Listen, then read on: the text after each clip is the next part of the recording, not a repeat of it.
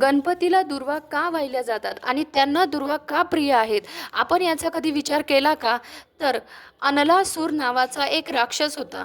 तो त्याच्या तोंडातून आग ओकत असे.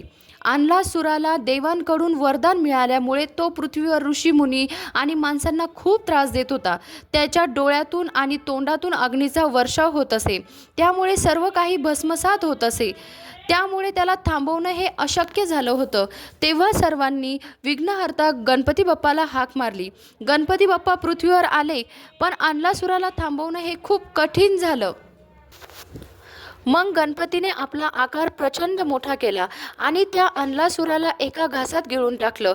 राक्षस तर संपला, पण तो अग्निमय असल्यामुळे गणपतीच्या पोटामध्ये भयंकर आग पेटली. गणपती बाप्पाला खूप त्रास होऊ लागला.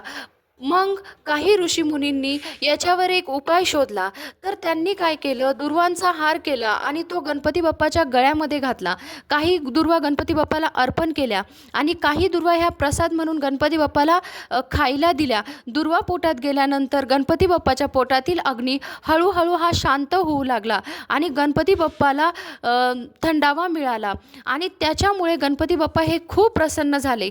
त्या दिवसापासून गणपती बाप्पाला दुर्वा ह्या खूप जास्त प्रिय झाल्या आणि जो भक्त अतिशय शुद्ध अंतकरणाने गणपती बाप्पाला दुर्वा अर्पण करेल, गणपती बाप्पा नेहमी त्याच्यावर प्रसन्न होतात आणि त्याचे सर्व संकटे दूर करतात आणि त्याच्या सर्व इच्छा ह्या पूर्ण करतात. श्री स्वामी समर्थ.